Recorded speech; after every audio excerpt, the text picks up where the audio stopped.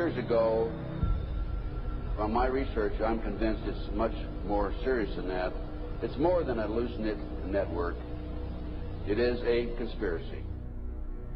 In 1784, a copy of this document was sent to the Illuminist Weishaupt and delegated to foment the French Revolution. Mean the Illuminati was responsible for the French Revolution? Yes, absolutely.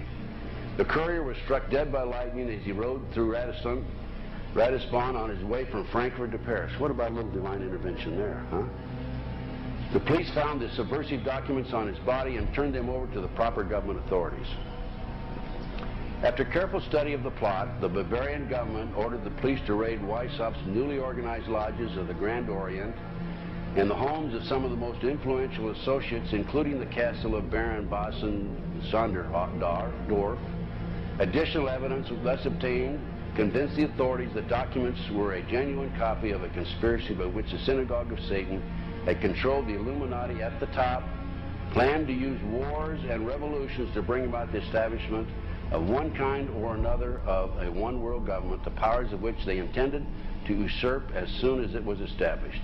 In 1785, the Bavarian government outlawed the Illuminati and closed the lodges of the Grand Orient. In 1786, they published the details of the conspiracy.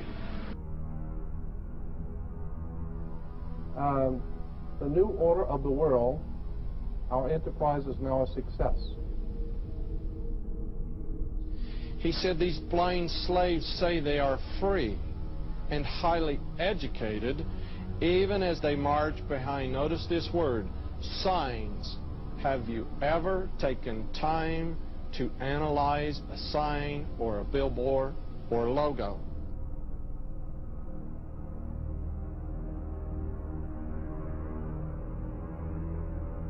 We'll start up here. In 1784, an act of God placed the Bavarian government in possession of evidence which proved the existence of the continuing Luciferian conspiracy. This explains the previous 9 pages, goes into it in detail. We don't have time to do it completely.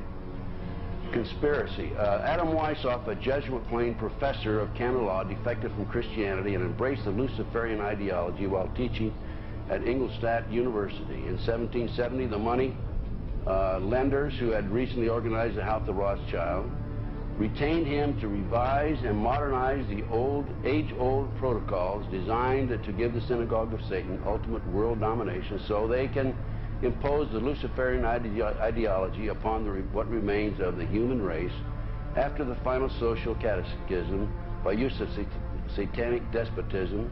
Weishaupt completed his task on May the 1st, 1776. It's a communist holiday, isn't it? May 1, 1776.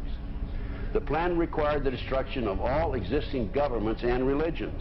In 1776, Weishaupt organized the Illuminati to put the plot into execution. The word Illuminati is derived from Lucifer and means holders of the light.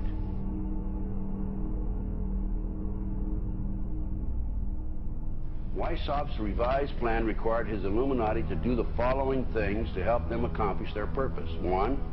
Use monetary and sex bribery to obtain control of people already occupying positions in high places in the various levels of all governments and other fields of human endeavor.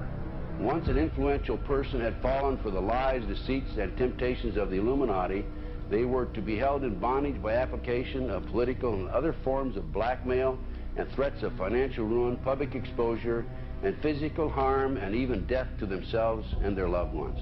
Number 12.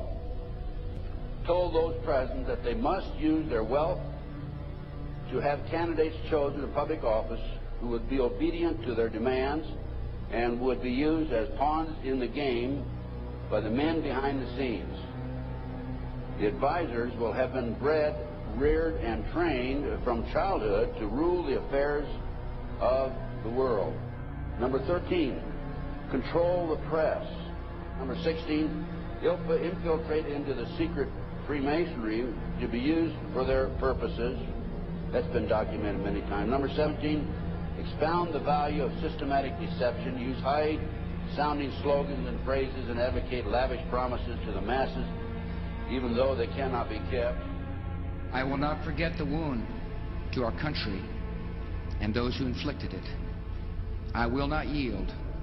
I will not rest I will not relent in waging this struggle for freedom and security for the American people.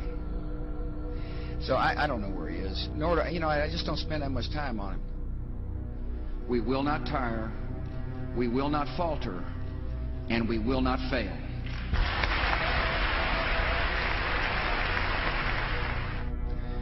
Terror is bigger than one person. And I remember he was telling me how you're gonna see soldiers looking in caves for people in Afghanistan and Pakistan and all these places, and there's going to be this war on terror, of which there's no real enemy. Who knows if he's hiding in some cave or not? We hadn't heard from him in a long time. Operation Northwoods, the plan called for innocent people to be shot on American streets. This is the Pentagon. For boats carrying refugees fleeing Cuba to be sunk on the high seas. For a wave of violent terrorism to be launched in Washington, D.C., Miami, and elsewhere. People would be framed for bombings they did not commit. Planes would be hijacked using phony evidence, all of which would be blamed on Castro to justify an invasion of Cuba 40 years ago. An aircraft at Elgin Air Force Base would be painted and numbered as an exact duplicate for a civil registered aircraft belonging to a CIA proprietary organization in the Miami area.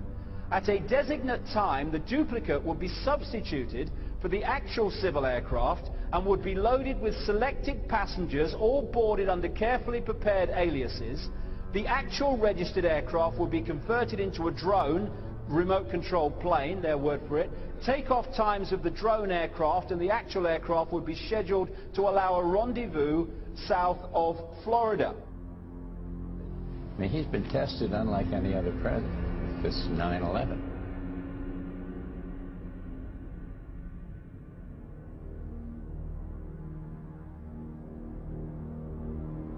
We have in this past year made great progress in ending the long era of conflict and Cold War. We have before us the opportunity to forge for ourselves and for future generations a new world order, a world where the rule of law, not the law of the jungle, governs the conduct of nations.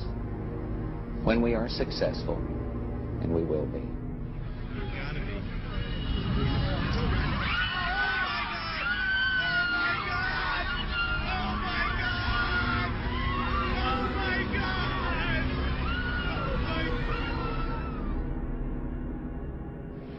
He argued that the use of any and all means to reach their final goal was justified on the grounds that the ruler who governed by the moral code was not a skilled politician because he left himself vulnerable and is in unsuitable position to his throne. He said, those who wish to rule must have recourse to cunning and to make-believe because great national qualities like frankness and honesty are vices in politics.